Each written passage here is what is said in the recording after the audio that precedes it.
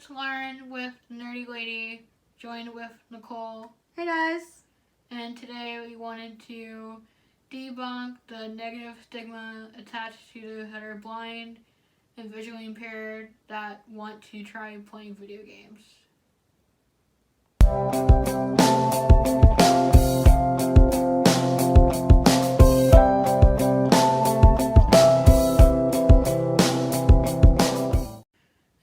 A lot of people have the notion that those that are blind or visually impaired can't play video games because they can't see it, and that's not true. I've seen video games where people have used the sound, especially in older video games where the graphics aren't as important. Well, I wouldn't say they're not as important, but during that time it's what they had to work with, and it's not a high resolution as it is now. And because of that, they were able to use music more as a guide, and you had to help them get through the game. I was surprised when I found a video of a guy using only audio cues to play The Legend of Zelda Ocarina of Time, and he could not see at all, but because again the character doesn't talk, and aside from there just being music in the game, every time there's an enemy approaching or you are attacking as Link, there's an audio cue. So he used that to maneuver through each level. And I think that was just a reminder to prove that even if you can't see, you can hear it, and that helps you get through the game. Right, I feel like a lot of people associate the original Mario and Legend of Zelda as these type of games that use musical audio instead of using the scenery. Right, because I think when you're only relying on things from your environment within the game, that in these newer platforming games, it does make it harder to get through the level when you're visually impaired, but I don't think it's impossible. No. And I just thought of a really old school game was Duck Hunter. Because remember the ducks would quack every time you shoot at them. And yeah, they would quack every time they popped up. Right, and then your gun would make a noise and show the dog collecting the ducks. I remember that. Oh, that's an old game. I know. I think it came out 86, 87? I don't remember. Yeah, because Super Nintendo is old. I know. I mean, I'm old. So, as I mentioned, I watch people play video games on YouTube due to either not having the money to try it myself or due to the style of the game. So, the last 2 years, a lot of indie games came out either by up-and-coming game developers or new technology. And one that became a really big hit was VR or virtual reality. And what that is that people wear a visor and it allows them to see through their character's eyes in the video game. So it helps them submerge themselves into the game. And the problem with that is that VR is based off of 3D or third-dimensional images. And how that works is that when you stare at an image, you are crossing and uncrossing your eyes to bring the image into focus. So if you have your eyes damaged in some way or you don't have any depth perception, you will be unable to bring that image into focus for yourself. So therefore, you wouldn't be able to see 3D or be able to try VR for yourself. And I feel like a lot of people exclude those that are visually impaired or blind because they're not in the know.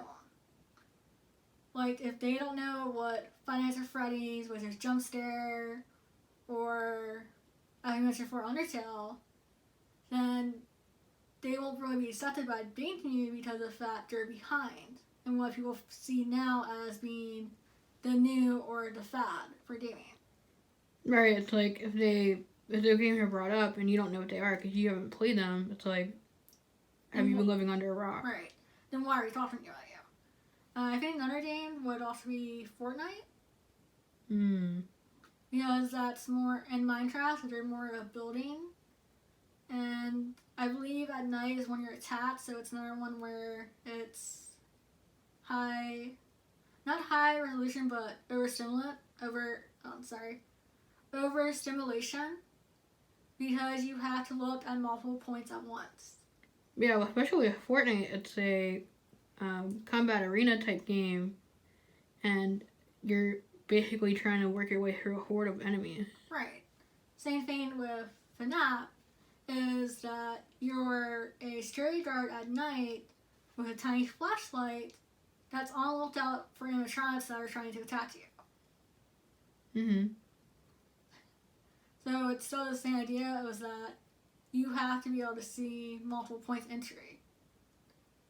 But again, these are games that are really popular that people will be asleep if you don't know what they are, or you've never heard of them, or never actually played them yourself. Yeah, and even just trying to watch other gamers playing them online, depending on how much vision you have, that might not do you any good. Right. And I feel like when you watch them online, it also depends on who's playing it. So some people, when they play online, will describe what they're doing. And that'd be really good bridge to adapt for those of us that are playing impaired, because we can watch them and get a sense of what they're playing. Where there's others where they play the video game and they say nothing at all. That sounds boring.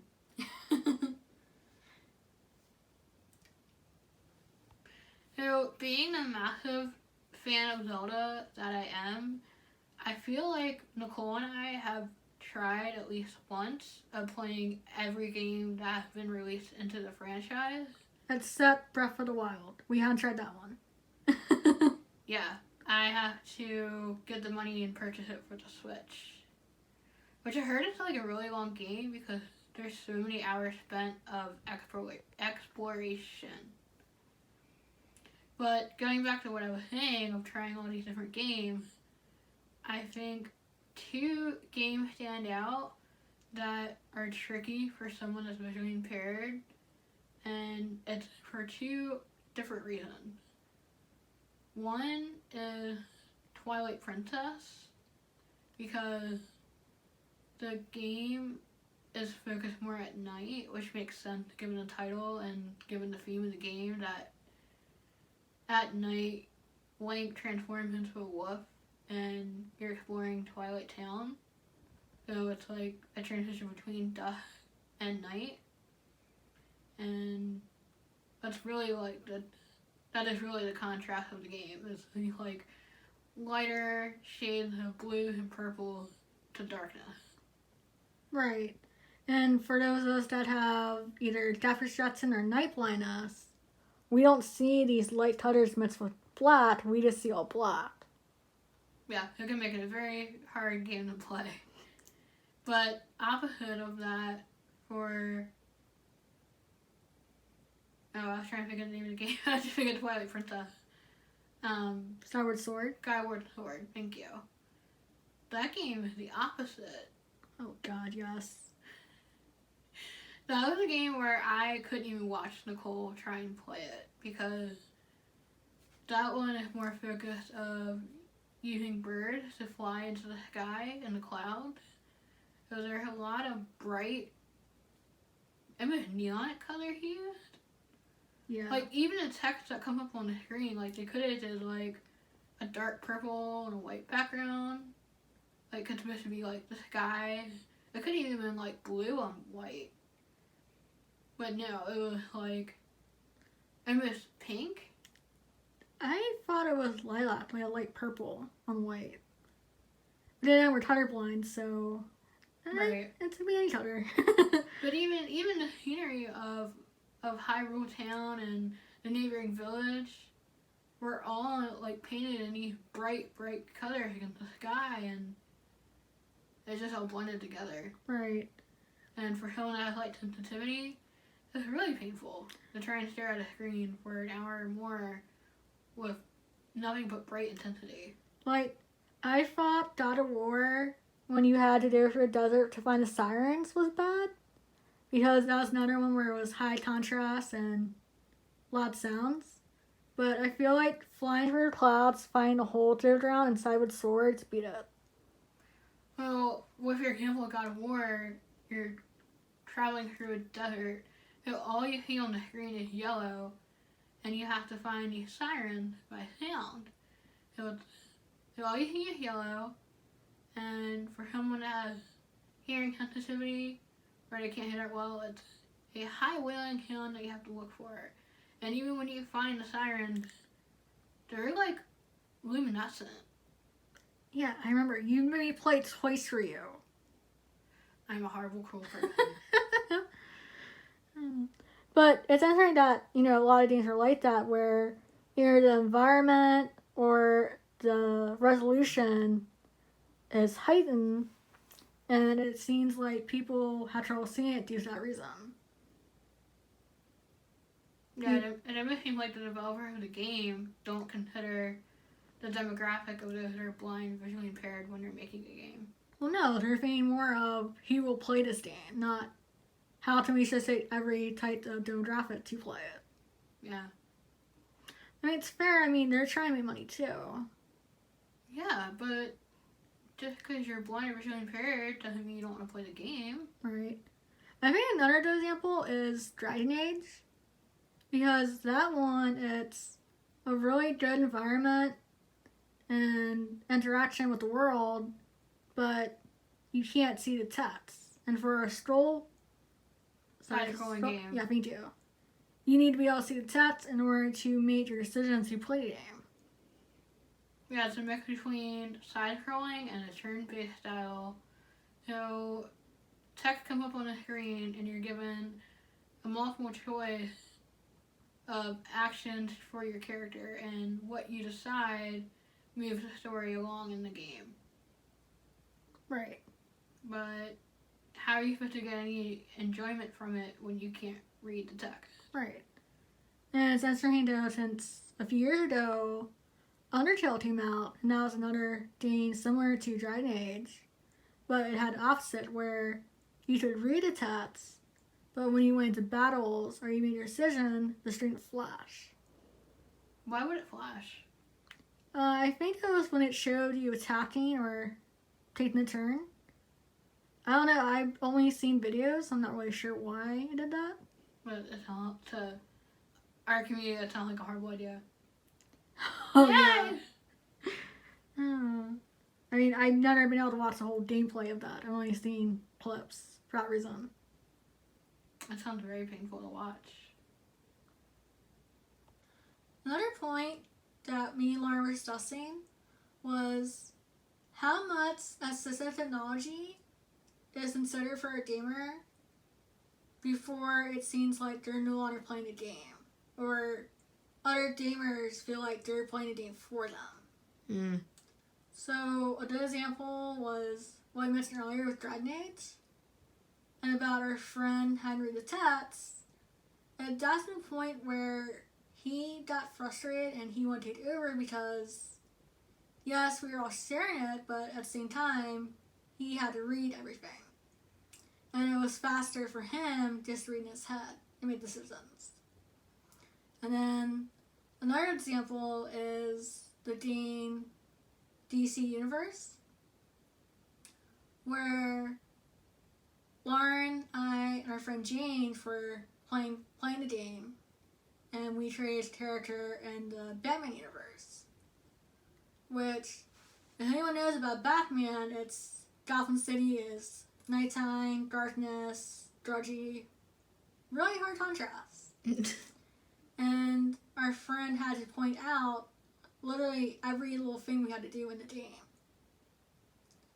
To the point where you have to consider when it stopped being fun for the person playing, because they're pretty much playing for a certain person at the same time. Right, and people have suggested that you could use an app on your phone called Be My Eyes or Ira, which again, a sighted person is reading everything to you. Right. And I know this isn't a video game, but I feel like this also crosses over into tabletop gaming, especially Dungeons and Dragons, because they have apps that will roll your dice for you or will load your character sheet. But the thing is that other players feel like you're breaking the fourth wall or that you're cheating. And no, it's slow technology. So then you're at the point is, do I use technology and be considered being unfair? Or do I do it for their technology and not interact at all with the game? Or the third option, forego technology and have somebody sighted playing next to you, helping you by reading the dice and reading your character sheet. Right, which I recently had taken part in with Dragon Thrones. Like I said, that's part tabletop, and I would have someone reading my dice and read my sheet, but not everybody is that considerate where they'll wait for you to decide what to do, or will wait 10 to 15 minutes every time for your turn. Right, because not only do they have to wait for you to make a decision, they have to wait for the person helping you to read your character sheet and your character stats before you can even think, okay, I'm going to use this weapon, or, oh, I have to roll this many dice. Right.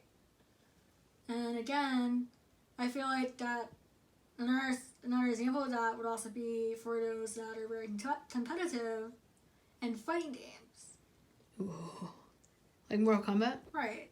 Where if you have to be an inch away from the screen or to figure out what your character's doing, your fighting abilities, your opponent might get impatient because you're taking too long to figure out your character, and they'll attack without taking enough time to learn it. Yeah, not even trying to figure out your moves. I've noticed sometimes when we're playing Smash Brothers, you're trying to figure out where your character is on the screen. Like if the scenery zooms out, and then you have to readjust where your character is. That's giving, like you said, that's giving your opponent an opportunity to use that to their advantage. Right. Like you've seen when you me playing that either the world switches on you or it zooms out, or worst case scenario for me is when it's light background with a light character and I have no clue where it is. So like your character is invisible? Exactly. Which I kind of like the fact that in Smosh you can pick dark. As a YouTube shout out for this week is Markiplier. All of his YouTube, whenever he is playing a game, he goes to great length to describe what he's playing. And he also will do different voices when he reads the text on the games as well. Yeah, that seems to make the gameplay watching experience more enjoyable because more entertaining. Exactly. So I hope you guys liked this video. Let us know if you want more videos like this in the future. Like and subscribe and have a great day. Bye. So we hope that you guys liked the video. I think the main thing to take away from this is do your research. Figure out what games you want to play or what games your friends want to play, and go on YouTube and find some type of gameplay of the game to see whether or not that game is best suited for the difficulty you have with your site. A lot of times, the newer games are just a new addition or an expansion of an existing franchise. So what you could do is, say you're trying to play Mario Odyssey. Mario Odyssey is just a newer game of Mario. So you can suggest you guys can play this for a little bit and then find a way to play an older version of Mario. Because recently on the Switch, they're starting to remake older games for the Switch. So you can play an older version of Mario where the graphics aren't so high resolution. Revolution. Yeah, sorry. And they might be easier for you to see. I think it's important for you to be honest and upfront if you're playing with other people and say, it's not like we can't play the game you want to play, but this is the limitation I have with my vision. And I also noticed that if they want to play a new game, like for example, Legend of Zelda Link to the Past remake, you might not be able to see the game, but you can still play by looking at YouTube videos or looking at the map on the computer, and you can guide the players that way. Yeah, that's what me and Nicole were doing when we started playing it, because the map is way too tiny for us to see. But Nicole went on YouTube and found a walkthrough video of the game and used that as her map and guided me through the level. Wait, something came up.